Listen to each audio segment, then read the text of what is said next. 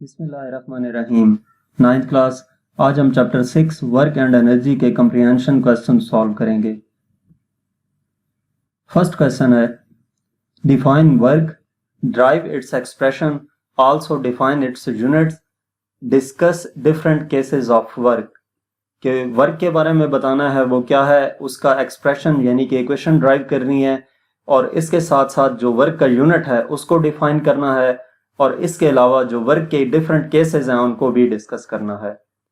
तो सबसे पहले वर्क की डेफिनेशन की बात की जाए अगर, तो वर्क क्या होता है कि जब हम किसी भी ऑब्जेक्ट के ऊपर फोर्स अप्लाई करें और जिस डायरेक्शन में फोर्स अप्लाई की जाए उसी डायरेक्शन में वो ऑब्जेक्ट कुछ डिस्प्लेसमेंट कवर करे तो उसको हम नाम देते हैं वर्क का। Work is done when a force acting on a body displaces it in the direction of a force.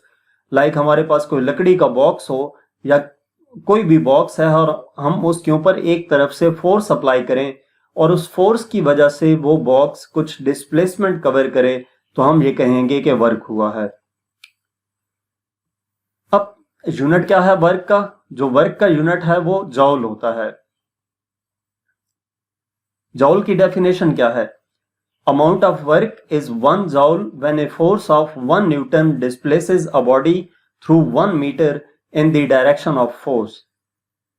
के वर्क डन का जो फार्मूला है उसमें W इक्वल होता है FD के। अब हर एक को 1 1 पुट कर देना है यानी कि W इक्वल टू FD में वर्क का यूनिट 1 जॉल, F फोर्स का यूनिट 1 न्यूटन और डिस्प्लेसमेंट का यूनिट 1 मीटर।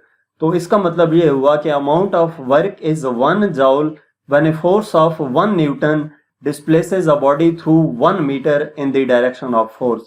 कि जिस डायरेक्शन में फोर्स अप्लाई की गई है उसी डायरेक्शन में अगर जिस डायरेक्शन में 1 न्यूटन की फोर्स अप्लाई की गई है उसी डायरेक्शन में 1 मीटर का डिस्टेंस कवर करे वो ऑब्जेक्ट तो उस पे जो वर्क होगा वो 1 जॉल होगा। यहां पे एक चीज रह गई है ड्राइव इट्स एक्सप्रेशन, तो वो W इक्वल टू FD हमारे पास इसका फॉर्मूला होता है। इसके बाद लास्ट में डिफरेंट केसेस वर्क के पूछे गए थे। तो वर्क के जो केसेस हैं, दो किस्म के केसेस हैं कि एक जब मैक्सिमम वर्क होगा और दूसरा जब मिनिमम वर्क होगा। वर्क मैक्सिमम उस वक्त होगा जब फोर्स और डिस्प्लेसमेंट के दरमियान जो एंगल है वो 0 होगा, यानी कि जिस डायरेक्शन में फोर्स अप्लाई की गई है उसी डायरेक्शन में डिस्प्लेसमेंट कवर होगा तो उस वक्त एंगल 0 होगा। तो वर्क डन के फार्मूले में W equal to FD cos theta में जब थीटा की वैल्यू 0 पुट की जाती है तो cos थीटा 1 के इक्वल होता है, ये इक्वल आ जाएगा FD के। इसी तरह मिनिमम वर्क डन उस वक्त होगा जब फोर्स और डिस्प्लेसमेंट के दरमियान एंगल 90 डिग्री का होगा, तब हम FD cos थीटा की जगह पे 90 पुट करते हैं तो वो FD cos 90 0 होता है तो ये वर्क डन 0 हो जाएगा।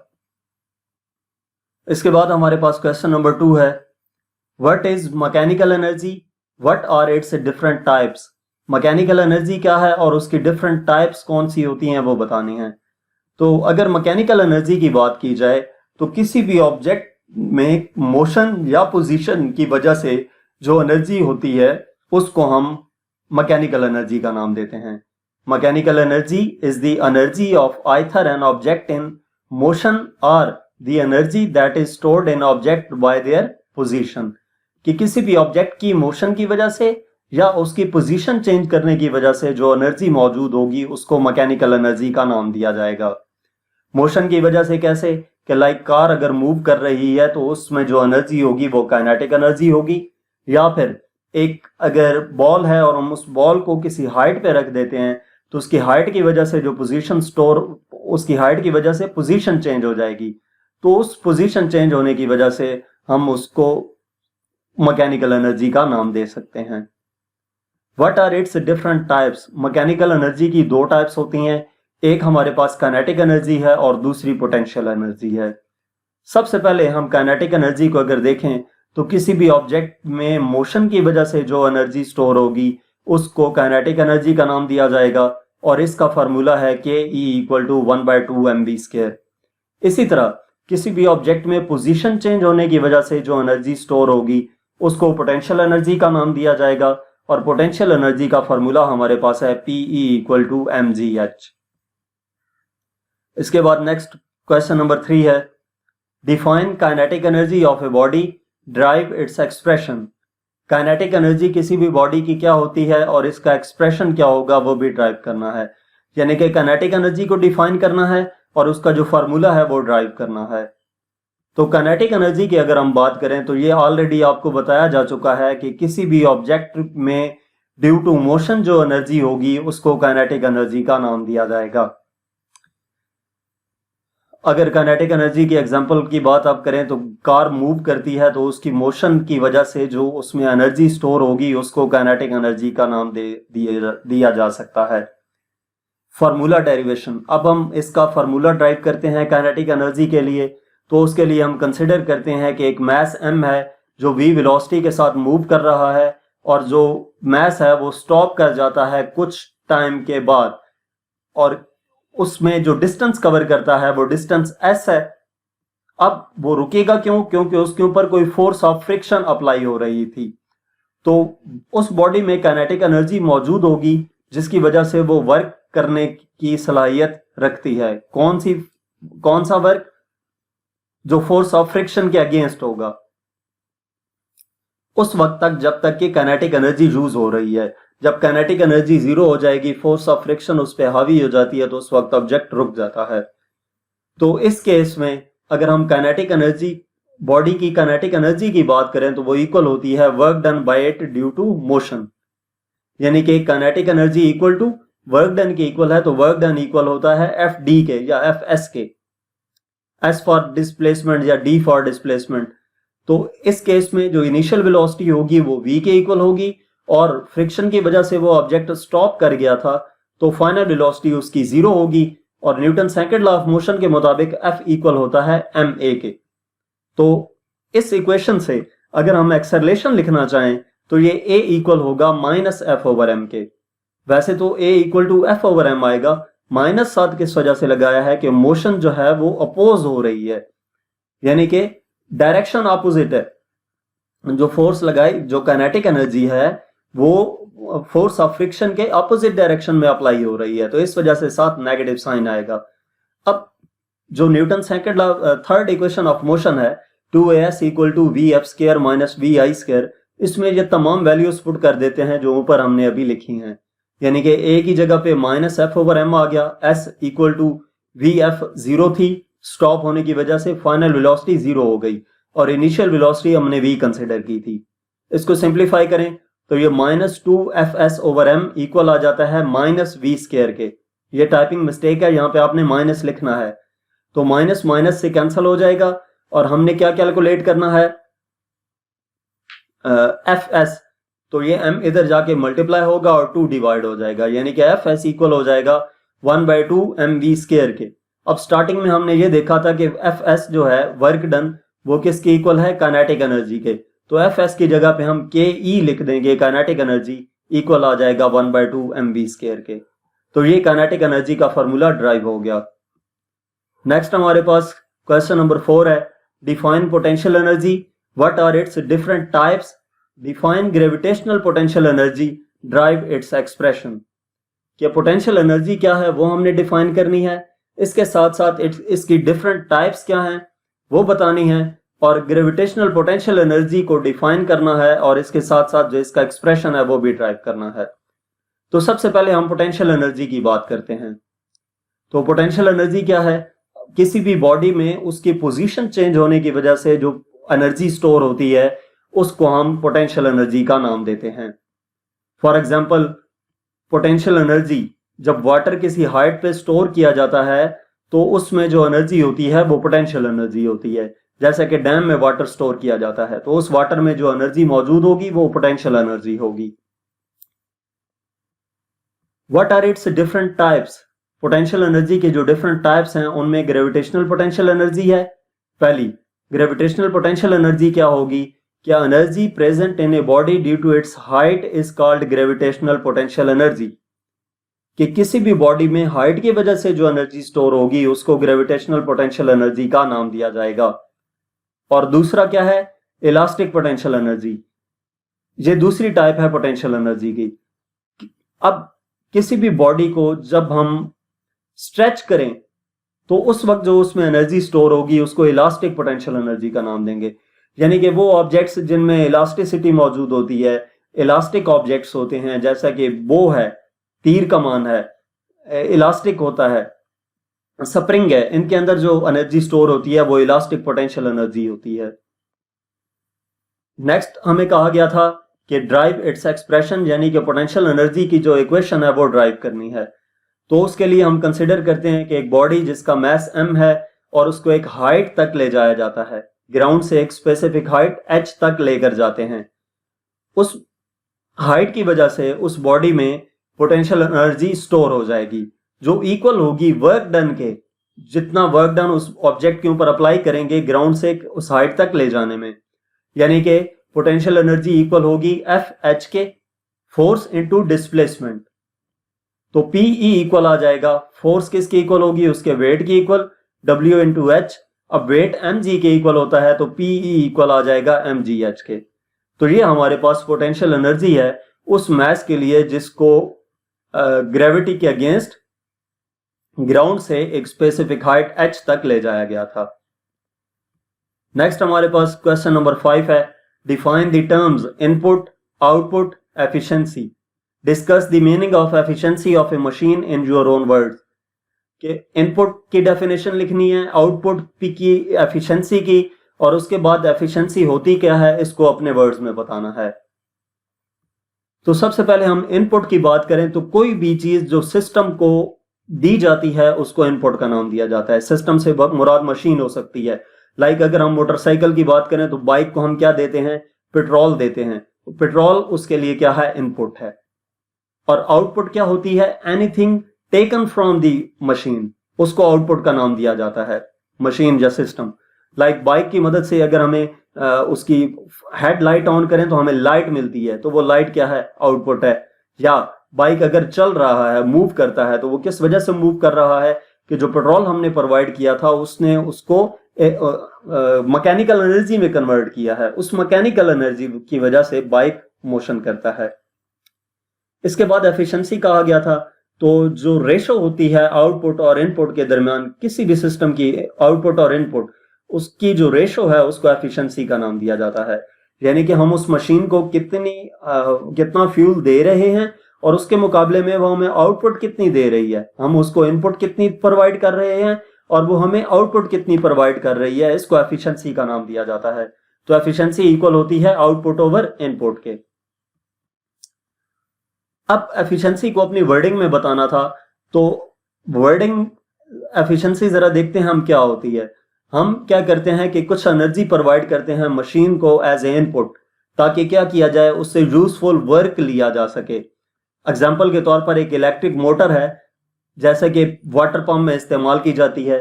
अब वो वाटर पंप कैसे चलता है, हम उसको इलेक्ट्रिकल एनर्जी प्रोवाइड कर रहे होते हैं। वो electric energy as a input काम करती है और उस इलेक्ट्रिक एनर्जी को वो कन्वर्ट करती है वाटर पंप किसमें, मैकेनिकल एनर्जी में, जिसकी वजह से वो वाटर जो है पंप करती है, पानी को ऊपर की तरफ फेंकती है, या जिधर भी हमने पानी को पहुंचाना हो वो उधर पहुंचाती है। तो अब how good a machine is, वो मशीन कितनी अच्छी काम कर रही है, ये डिपेंड करता है कि उससे हमें आउटपुट कितना मिल रहा है, कि हम उतनी कितनी उसको इनपुट दे रहे हैं और उसके मुकाबले में वो हमें आउटपुट क्या दे रही है। तो ये जो रेशो आती है, useful output to input energy, is very important to जज the working of a machine. कि ये जो यूजफुल आउटपुट हमें मिलता है उस मशीन से और उसके मुकाबले में हम जो उसे इनपुट एनर्जी दे रहे हैं, इनकी जो रेशो है वो बहुत मैटर करती है। इसी को हम एफिशिएंसी का नाम देते हैं। इसी रेशो को, आउटपुट ओवर इनपुट को, एफिशिएंसी का नाम देते हैं। नेक्स्ट हमारे पास क्वेश्चन नंबर 6 है, explain the meaning of conservation of energy using different examples. Conservation of energy क्या है, इसकी डिफरेंट एग्जांपल्स की मदद से एक्सप्लेन करना है। तो हम पहले कंजर्वेशन ऑफ एनर्जी जो है, law of conservation of energy, उसको एक्सप्लेन करें। तो एनर्जी को क्रिएट नहीं किया जा सकता और ना ही खत्म किया जा सकता है। ना तो एनर्जी पैदा की जा सकती है और ना ही खत्म की जा सकती है। हाँ, उसको एक फॉर्म से दूसरी फॉर्म में कन्वर्ट जरूर कर सकते हैं, लेकिन इस सिनेरियो में भी जो टोटल अमाउंट ऑफ एनर्जी है वो हमेशा कांस्टेंट रहती है। नेक्स्ट हमारे पास इसकी एग्जांपल्स क्या हैं? एग्जांपल्स की मदद से एक्सप्लेन करना था तो एग्जांपल 1 है, जब इलेक्ट्रिकल एनर्जी फैन को प्रोवाइड की जाती है तो वो उस इलेक्ट्रिकल एनर्जी को इस्तेमाल करता है फैन को रोटेट करने में। ज्यादातर एनर्जी फैन को रोटेट करने में कन्वर्ट हो जाती है और जो बाकी एनर्जी है वो लॉस नहीं होती और ना ही वो खत्म होती है, बल्कि वो कन्वर्ट हो जाती है कुछ अदर फॉर्म्स में, जैसा कि हीट एनर्जी है या साउंड एनर्जी है। पंखा चलता है तो साउंड भी प्रोड्यूस होती है और हीट भी प्रोड्यूस होता है। पंखा जब घंटे बाद हम बंद करें, पंखे को हाथ लगाएं तो वो हीट अप हुआ होता है। तो वो क्या हुआ, जो हमें इलेक्ट्रिकल एनर्जी उसको प्रोवाइड कर रहे थे उसका मैक्सिमम हिस्सा इलेक्ट्रिकल एनर्जी का फैन को रोटेट करने में सर्व हुआ और बाकी जो रह जाता है वो हीट एनर्जी और साउंड एनर्जी में कन्वर्ट हो जाता है। लेकिन जो टोटल अमाउंट ऑफ एनर्जी है वो हमेशा कांस्टेंट रहती है। इसी तरह दूसरी एग्जांपल अगर हम देखें तो जब हम रब करते हैं अपने हाथों को तो उससे क्या होता है, हमें हाथ गर्म फील होते हैं। अब वो कैसे गर्म फील होते हैं कि हम अपनी मस्कुलर एनर्जी को यूज कर रहे होते हैं हाथों को रब करने में। अब मस्कुलर एनर्जी कन्वर्ट होती है हीट एनर्जी में, तो इस प्रोसेस के दौरान जो रबिंग हैंड्स हैं वो मैकेनिकल एनर्जी प्रोवाइड कर रहे होते हैं, यानी कि हम मैकेनिकल एनर्जी को यूज कर रहे होते हैं हाथों को रब करने में, जिसके नतीजे में वो मैकेनिकल एनर्जी कन्वर्ट हो जाती है हीट एनर्जी में। नेक्स्ट क्वेश्चन नंबर 7 है, define power, what is formula, what is it's formula, define it's SI unit, what is it's relation with power. Power की डेफिनेशन लिखनी है, उसका फार्मूला क्या है, उसका एसआई यूनिट क्या है और उसके एसआई यूनिट का पावर के साथ रिलेशन क्या है। तो सबसे पहले अगर पावर की बात की जाए तो rate of doing work is called power, के work done per unit time, उसको हम नाम देते हैं पावर का। एक स्पेसिफिक टाइम में कितना वर्क हो रहा है उसको पावर का नाम दिया जाता है। फार्मूला पावर का क्या है, power equal to W by T, work done per unit time. इसमें W वर्क डन है और T टाइम है, तो work done per unit time equal होता है पावर के। नेक्स्ट इसका ऐसा यूनिट पूछा गया था, तो वर्क का ऐसा यूनिट वाट होता, पावर का ऐसा यूनिट वाट होता है, वर्क का ऐसा यूनिट जॉल और टाइम का ऐसा यूनिट सेकंड। तो ये जॉल पर सेकंड बनता है जो कि वाट के इक्वल होता है। जॉल पर सेकंड ऐसा यूनिट नहीं है, ऐसा यूनिट पावर का वाट है, लेकिन जॉल पर सेकंड भी पावर का यूनिट ही है। What is it's relation with power, अब पावर के साथ इसका रिलेशन क्या है, तो इसमें अगर हम जो पावर का यूनिट है उसको हम डिफाइन करें तो वो रिलेशन आ जाता है कि power of a body is 1 what if it does work at the ratio of ए जॉल पर सेकंड, कि किसी भी बॉडी की पावर उस वक्त 1 वाट होगी अगर वो वर्क करे किस रेशो पे, 1 जॉल पर सेकंड पे, यानी कि 1 सेकंड में 1 जॉल वर्क करे तो उस वक्त जो पावर होगी वो 1 वाट होगी। नेक्स्ट हमारे पास क्वेश्चन नंबर 8 है, what do you mean by non renewable energy sources and renewable energy sources, discuss some renewable and non renewable energy sources, कि नॉन रिन्यूएबल और रिन्यूएबल एनर्जी रिसोर्सेज कौन से होते हैं और उनको डिस्कस भी करना है। तो सबसे पहले हम नॉन रिन्यूएबल एनर्जी सोर्सेज को देखते हैं। नॉन रिन्यूएबल एनर्जी सोर्सेज वो एनर्जी सोर्सेज होते हैं जो कि लिमिटेड हैं और उनको रिप्लेस नहीं किया जा सकता शॉर्ट टाइम में। ठीक है, नॉन रिन्यूएबल एनर्जी सोर्सेज वो होंगे जो लिमिटेड हैं और लिमिटेड होने के साथ साथ हम उसको शॉर्ट टाइम में रिप्लेस नहीं कर सकते, लेकिन यानी कि नेचुरली उनको दोबारा से प्रोड्यूस नहीं कर सकते। तो इनमें कुछ नॉन रिन्यूएबल एनर्जी रिसोर्सेज की हम एग्जांपल्स देखते हैं साथ साथ और उनको भी ब्रीफली एक्सप्लेन करते हैं। कि सबसे पहले कोल है जो नॉन रिन्यूएबल एनर्जी सोर्स है। कोयला जो है वो फॉसिल फ्यूल है जो दुनिया के अंदर पाया जाता है। अब इसका जो एस्टिमेटेड रिजर्व है वो 1 मिलियन मैट्रिक टन है, लेकिन ये डिपेंड करता है कि कितना कोयला इस्तेमाल किया जा रहा है। तो अब जो कोल है ये कैसे हमारे पास नॉन रिन्यूएबल एनर्जी सोर्स है कि लाइक अगर ये यूज हो जाता है completely 1 million ton metric ton जो है ये यूज हो गया, तो उसके बाद क्या होगा, इसको शॉर्ट टाइम में दोबारा से प्रोड्यूस नहीं किया जा सकता। इसकी अगर सिंपल सी एग्जांपल हम यूं लें कि अगर हमें हमारे पास एक खास मिकदार में कोल मौजूद हो और हम उस कोल को यूज कर लें, फिर उसके बाद हमें नया खरीदना पड़ता है, नया लाना पड़ता है। तो इस वजह से ये नॉन रिन्यूएबल एनर्जी सोर्स है, यानी कि जो था वो खत्म हो गया। उसके बाद दूसरा हमारे पास ऑयल है, क्रूड ऑयल। इसको भी डिफरेंट एनर्जी प्रोडक्ट्स में, जैसा कि गैसोलीन है या जेट फ्यूल है या हीटिंग ऑयल है, इसके तौर पर क्रूड ऑयल को इस्तेमाल किया जाता है। ऑयल जो है वो ज्यादा एनर्जी प्रोवाइड करता है as compare to same amount of coal, यानी कि कोयले की निस्बत जो ऑयल है वो ज्यादा एनर्जी प्रोवाइड करता है। नेक्स्ट हमारे पास तीसरा नॉन रिन्यूएबल एनर्जी सोर्स है, वो हमारे पास है natural gas. Natural gas high by product है ऑयल का। ये मिक्सचर होता है गैसेस का, mixture of gases, the common of which is methane. ये जो हमारे घरों में गैस इस्तेमाल की जाती है, खाना पकाने के लिए हम इस्तेमाल करते हैं, तो it is easy to transport, ये एक जगह से दूसरी जगह ले जाने भी आसान होती है। तो ये जो कोल है, ऑयल है या नेचुरल गैस है, ये हमारे पास नॉन रिन्यूएबल एनर्जी सोर्सेज हैं, यानी कि अगर एक बार हम इसको इस्तेमाल कर लें तो दोबारा हमें नया खरीदना पड़ता है, खत्म हो जाता है एक बार इस्तेमाल करने से। लेकिन जो इसके मुकाबले में रिन्यूएबल एनर्जी सोर्सेज हैं, उनको आप इस्तेमाल करें तो वो खत्म नहीं होते। लाइक रिन्यूएबल एनर्जी सोर्सेज में it is an energy resource that is replaced rapidly by a natural process. ये एक ऐसा एनर्जी सोर्स है जिसको क्या किया जा सकता है, विद इन शॉर्ट टाइम हम इसको रिप्लेस कर सकते हैं। जैसे कि हमारे पास सोलर है, विंड पावर है या हाइड्रो पावर है। इनको हम वन बाय वन एक्सप्लेन करते हैं। कुछ हमारे पास रिन्यूएबल एनर्जी सोर्सेज जो हैं उनमें सोलर एनर्जी है। अब सूरज की जो रोशनी है वो मुसलसल पड़ती रहती है, चाहे पूरी दुनिया में भी सोलर्स लगा दिए जाएं तो सूरज की रोशनी कम नहीं पड़ती। वो सोलर्स क्या करेंगे, उस लाइट एनर्जी को हीट एनर्जी में कन्वर्ट करते, लाइट एनर्जी को इलेक्ट्रिकल एनर्जी में कन्वर्ट करते रहेंगे। तो यानी कि जो हीट लाइट है वो काफी ज्यादा मिकदार में मौजूद है, वो कम नहीं पड़ती। इस वजह से ये हमारे पास रिन्यूएबल एनर्जी सोर्स आ जाएगा। उसके बाद दूसरा है न्यूक्लियर एनर्जी। न्यूक्लियर फिजन के प्रोसेस के जरिए से हैवी एटम्स जैसा कि यूरेनियम या प्लोनियम है, इनको तोड़ा जाता है, उनसे भी काफी ज्यादा एनर्जी हासिल होती है। इसके अलावा तीसरा हमारे पास विंड एनर्जी है। विंड एनर्जी के साथ साथ जो टाइडल एनर्जी है, यानी कि विंड तो हवा से एनर्जी जो हासिल होती है ना, उसकी मदद से टरबाइन चलाए जाते हैं, और एक होती है टाइडल एनर्जी, यानी कि पानी की जो लहरें पैदा होती हैं या पानी की मदद से जो एनर्जी हासिल की जाती है उसको हम टाइडल एनर्जी कहते हैं।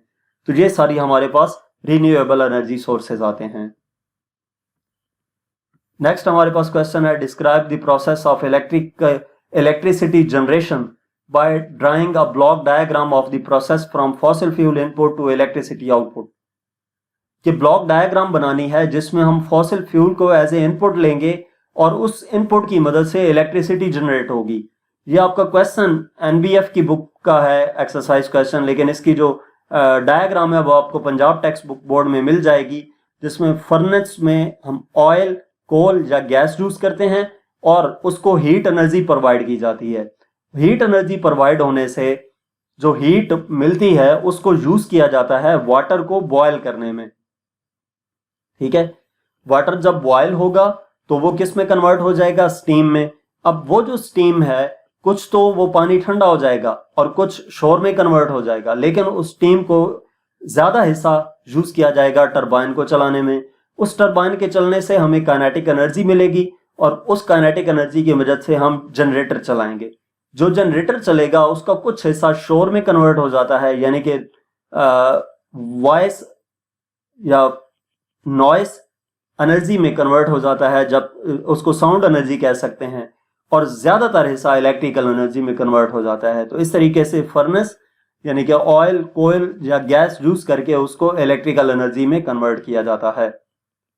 नेक्स्ट हमारे पास इस चैप्टर का लास्ट क्वेश्चन है, explain by drawing energy flow diagrams through steady state systems such as filament lamp, power station, vehicle travelling at a constant speed on a level road. के 3 किस्म के हमने सिस्टम्स दिखाने हैं फ्लो डायग्राम्स की मदद से। उसमें सबसे पहला फिलामेंट लैम्प की मदद से, दूसरा पावर स्टेशन की मदद से, और तीसरा vehicle travelling at a constant speed on a level road. तो सबसे पहले हम इलेक्ट्रिक लैंप या फिलामेंट लैंप की बात करते हैं। तो जो इलेक्ट्रिक लैंप है उसका क्या होता है कि इलेक्ट्रिक एनर्जी है उसको एज ए इनपुट लिया जाता है और वो उस इलेक्ट्रिक एनर्जी को लाइट एनर्जी में कन्वर्ट कर देती है, ठीक है। और उसका कुछ हिस्सा हीट एनर्जी में भी कन्वर्ट हो जाता है। जो फिलामेंट लगा होता है बल्ब में, ये बेसिकली उस बल्ब की बात कर रहे हैं जिसकी लाइट येलो होती है, उसमें फिलामेंट लगा होता है। वो जब हम उसको ऑन करते हैं तो एक तो हमें लाइट एनर्जी मिलती है और साथ साथ हमें हीट एनर्जी भी मिल रही होती है उससे। उसके बाद दूसरा पावर स्टेशन का बताना है। तो पावर स्टेशन की अगर हम ब्लॉक डायग्राम देखें तो उसको पोटेंशियल एनर्जी, स्टोर्ड वाटर में पोटेंशियल एनर्जी मौजूद होती है जिसको एज ए इनपुट इस्तेमाल किया जाता है।